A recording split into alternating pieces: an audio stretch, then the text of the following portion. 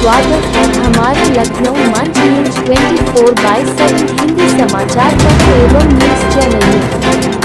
सही खबर, सच्ची खबर। कृपया सब्सक्राइब, लाइक, शेयर, कमेंट जरूर करें। आज वैश्विक मंच पर भारत की जो स्थिति है और जिस तरह से भारत अपने खोई हुई प्रतिभा को हासिल कर रहा है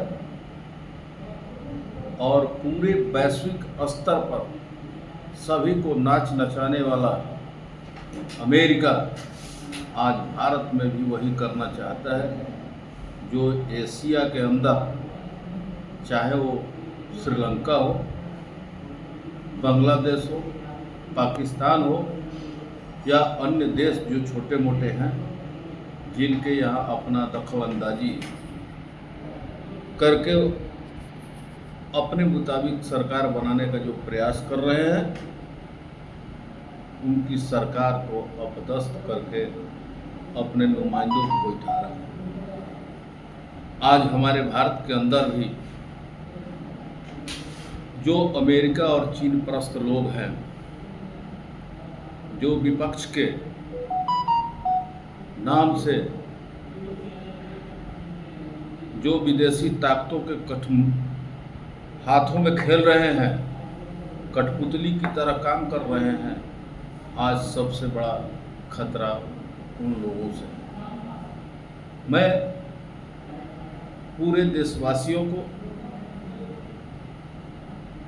ये आह्वान करता हूं कि आप पहले अपने देश की स्थिति में समझें, देश की स्थिति का अध्ययन करें।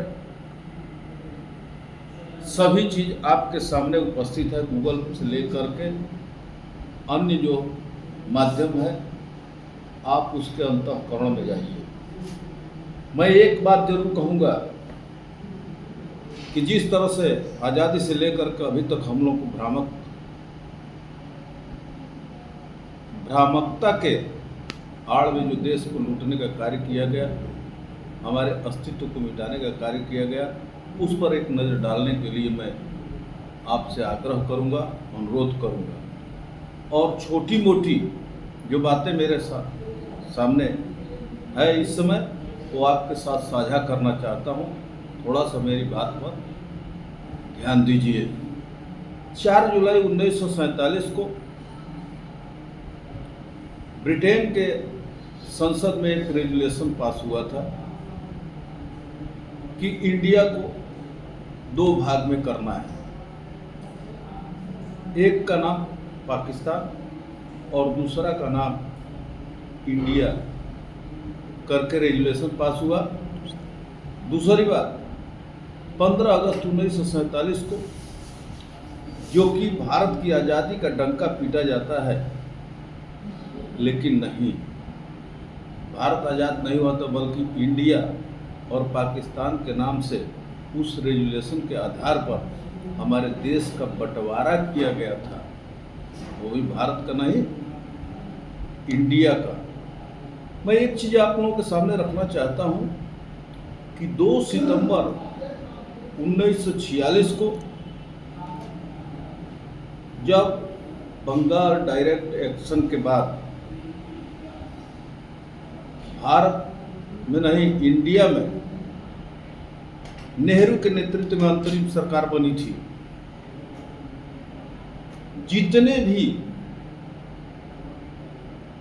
नेहरू के अंतरिम सरकार में जो इंडिया का विभाजन हुआ, संविधान का निर्माण हुआ, इसमें सबसे ज़्यादा ब्रिटेन का ही हाथ रहा है।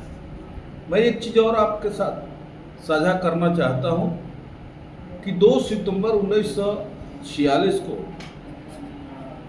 जब अंतरिम सरकार के प्रधानमंत्री नेहरू बने थे, क्या 15 अगस्त 1947 को उन्होंने क्या शपथ ग्रहण किया था क्या? या वही 2 सितंबर 1946 को शपथ ग्रहण में आज तक नेहरू के सामने जो है वही शपथ ग्रहण रहा है। लॉर्ड माउंटबेटन आज़ादी का ढोंग जो पीटते हैं 15 अगस्त 1947, उसके बाद भी भारत में वायसराय के रूप में क्यों रहा, वही पाकिस्तान जो है उनके चुत्तर पर लात मार करके भगा दिए जीना ने। लेकिन सोचने वाली बात है कि नेहरू के पीरियड में लॉर्ड माउंटबेटन को आज़ादी के बाद यहाँ पर उस महत्वपूर्ण पद पर रखने की क्या जरूरत थी। लेकिन एक सबसे बड़ी विशेष बात यह है कि 9 दिसंबर 1946 को संविधान निर्मात्री सभा का गठन किया गया। आज़ादी की बात 15 अगस्त 1947 को हो रहा है, लेकिन 9 दिसंबर 1946 को संविधान निर्माण सभा का गठन क्यों हुआ, ये भी एक प्रश्नवाचक चीज है। मैं एक आज आपके सामने ओपन विचार साझा कर रहा हूं कि गांधी की हत्या लॉर्ड माउंटबेटन और जवाहरलाल नेहरू की देन है। 30 जनवरी 1948 को गांधी की हत्या की जा रही है और 15 नवंबर 1949 को नाथूराम गोडसे का फांसी की सजा, फांसी दिया जाता है। मैं पूछना चाहता हूं कि किस संविधान से उनको फांसी की सजा हुई, जबकि भारत का संविधान 26 जनवरी 1950 को लागू हुआ है और 26 जनवरी 1949 को तैयार हुआ था।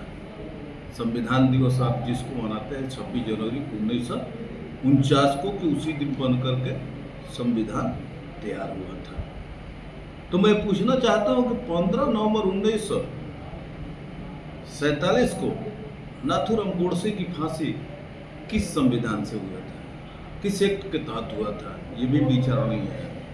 और नाथूराम गोडसे की फांसी, गांधी की हत्या, उसके बाद लॉर्ड माउंटबेटन यहां से गया, इसका मतलब कि सारे मार्ग प्रशस्त करके वो यहां से गया है। एक चीज और अहम मैं बात करना चाहता हूं, अंग्रेजों ने इंडिया और पाकिस्तान करके आज़ादी नहीं बल्कि विभाजन विभीषिका के रूप में जो मनाते हैं, आज वही दिन है। तो ये मैं जानना चाहता हूं और आप लोगों के सामने भी ये प्रश्न है कि जब इंडिया और पाकिस्तान का बंटवारा हुआ और संविधान का निर्माण हुआ, जो इंडिया और पाकिस्तान के नाम से हुआ, लेकिन जवाहरलाल नेहरू के नेतृत्व में संविधान में ये नाम जोड़ा गया कि India that is Bharat. India that is Bharat का मतलब क्या है? क्या लोगों ने इसका स्पष्टीकरण किया, मांगा था? लेकिन 15 अगस्त 1947 को 90% लोग भारत में अंग्रेजी नहीं जानते थे और जवाहरलाल नेहरू उस दिन राष्ट्र को संबोधित कर रहे हैं अंग्रेजी में। क्या हमारे देश की भाषाएं अंग्रेजी थी, जबकि 90% लोग अंग्रेजी नहीं जानते थे? क्या कारण था? क्या ब्रिटिश हुकूमत को चाटुकारिता के रूप में अपने भाषण को प्रस्तुत किया गया था? मित्रों, आज मैं दावा के साथ कहना चाहता हूं कि ये देश की आज़ादी जिसका ढिढोरा पीट रहे हो, ये भारतीय नेताओं की देन नहीं है, बल्कि अंग्रेजों ने अपने लिए अमेरिका और यूरोप के इशारे पर भारत का विभाजन करवाया। लेकिन धन्य है भारतवासी जो कि उस भ्रामक आज़ादी को भी अपने बुद्धि, विवेक और पराक्रम के माध्यम से अमेरिका और यूरोप के बहुत से हस्तक्षेप को खत्म किया। जब से 2014 में मोदी सरकार आई है, न्यूयॉर्क टाइम में फर्स्ट कॉलम में लिखा गया है कि आज़ादी के बाद पहली बार भारत में भारतीय सरकार बनी। क्या इसके पहले नहीं थी? लेकिन कौन सरकार थी? एक छोटा सा उदाहरण मैं दे रहा हूं। अगर अमेरिका और यूरोप का हस्तक्षेप हमारे यहाँ नहीं था तो 1997 में जो आज़ादी का 50वां वर्ष ये अर्धशतक आप मना रहे थे, इंद्र कुमार गुजराल यहाँ के प्रधानमंत्री थे। जब एलिजाबेथ ब्रिटेन की महारानी ने कहा कि मैं इस 50वें वर्ष गांठ पर भारत आ रही हूँ, उन्होंने मात्र छोटा सा शब्द इस्तेमाल किया था कि महारानी की अब क्या जरूरत है। नतीजा क्या हुआ कि भारत का संसद हिल गया, प्रधानमंत्री सांसें बंद हो गई थी। तब जाकर के इन्होंने एक बयान जारी किया कि अगर ब्रिटेन की महारानी इस अवसर पर आती है तो भारत उसका स्वागत करेगा। और बिना वीजा भारत आई। अब सबसे सर्वोच्च सम्मान 21 तोपों की सलामी ली। क्या कोई बता सकता है कि ब्रिटेन का पकड़ भारत पर क्यों था? आज लोग कहते हैं कि नाम बदलने से क्या होता? अरे नाम बदलने से तो बहुत कुछ हुआ। पंडित विजया लक्ष्मी, लेकिन उनकी शादी कहाँ हुई थी? जवाहरलाल नेहरू किस कौम के थे और नाम क्यों बदला गया नेहरू? इंदिरा गांधी पीरमोहनी से इंदिरा गांधी कैसे हुई? गांधी कैसे हुई? फिरोज खान की बीवी। और राहुल बिंची से राहुल गांधी कैसे हुए? और यहाँ तक कि भारत का नाम भी बदल करके इंडिया किया गया। कितना बड़ा उसका असर रहा, क्या ये आप नहीं महसूस कर रहे हैं? नाम बदलने से व्यक्तित्व और अस्तित्व पर भी अंतर पड़ता है। लिहाजा आज जो भी लोग हैं जो अमेरिका और यूरोप के सहारे हमारे भारत को कमजोर करने का प्रयास कर रहे हैं, भ्रामक मुद्दों के साथ जो स्थितियां उत्पन्न की जा रही है, और लोग कहते हैं कि बांग्लादेश की स्थिति भारत में उत्पन्न होने जा रही है। आज भारत के लोग भले जातियों में बंटने का प्रयास किया जा रहा है, लेकिन वो समझदार हैं और उनके अंदर राष्ट्र के प्रति समर्पण की भावना है। अगर ये कहा जाए कि 10 लाख लोग जो है अब 15 लाख बांग्लादेश में उतर करके वहाँ के शेख हसीना सरकार को अपदस्थ कर दिए, तो भारत में ये बाजा नहीं बजने वाला है। और एक विदेशी कोख से पैदा हुआ विदेशी पार्टी के जो इस पर निरंतर प्रयास कर रहे हैं कि हम भारत के डेमोक्रेसी और भारत के लोकतांत्रिक व्यवस्था को तहस नहस कर देंगे, ये नामुमकिन है। भारत की जनता तुम्हारे विषय में समझ चुकी है। क्या है हेलेना के पुत्र जस्टिन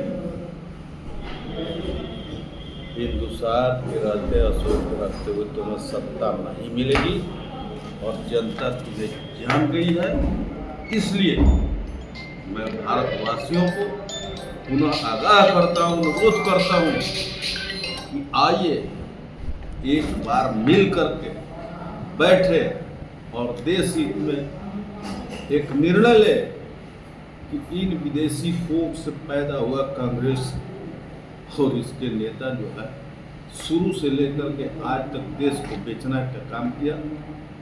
देश के वर्तमान अस्तित्व को मजबूत करने के लिए और डेमोक्रेसी को मजबूत करने के लिए नहीं हुई। ये अमेरिका और यूरोप के सहारे इनकी ये सारा नीतियां चल रही है। मैं एक चीज़ आपको और बता देना चाहता हूँ, ये अमेरिका और यूरोप का ये नीति है और इनका एक संकल्प है, इनका उद्देश्य है कि सबसे पहले इन्होंने 3 देशों को तोड़ने का प्रयास किया था और इनके ये लक्ष्य है कि रसिया को तोड़ो, चीन को तोड़ो, भारत को तोड़ो। 90 के दशक में रसिया जो है कई भागों में टूट चुका, ऐसे तो भारत भी कई भागों बहुत पहले से टूटता आया है। चीन पर इनका कोई असर नहीं हुआ और भारत को ये तोड़ नहीं पाए 47 के बाद, लेकिन ये अपने लक्ष्य को प्राप्त करने के लिए बड़ा प्रयास कर रहे हैं। अभी जो है अमेरिका के डेलीगेट जो भारत आकर के हमारे विपक्षी दलों से मिल करके यहाँ पर जो माहौल क्रिएट कर रहे हैं और भारत को तहस नहस करने का जो प्रयास कर रहे हैं, यहाँ के डेमोक्रेसी को खत्म करने का, भारत की जनता सतर्क है। और अमेरिका को मैं चैलेंज करता हूँ कि भारत वो भारत नहीं है, चाहे सामरिक दृष्टिकोण से हो, चाहे आर्थिक दृष्टिकोण से हो। भारत आत्मनिर्भरता की ओर जा रहा है। अब भारत को आंख दिखा करके भारत की एकता अखंडता को तहस नहीं कर सकते हो। मैं इन्हीं शब्दों के साथ अपने वाणी को विराम देता हूँ और देशवासियों को ध्यान देने की आग्रह करता हूँ कि एक बार इस मुद्दे पर बैठिए, सोचिए अंतःकरण से और देश को बचाने का प्रयास किए। ये आज़ादी का अवसर बहुत ही कुर्बानी के बाद मिली है। जय हिंद, जय भारत।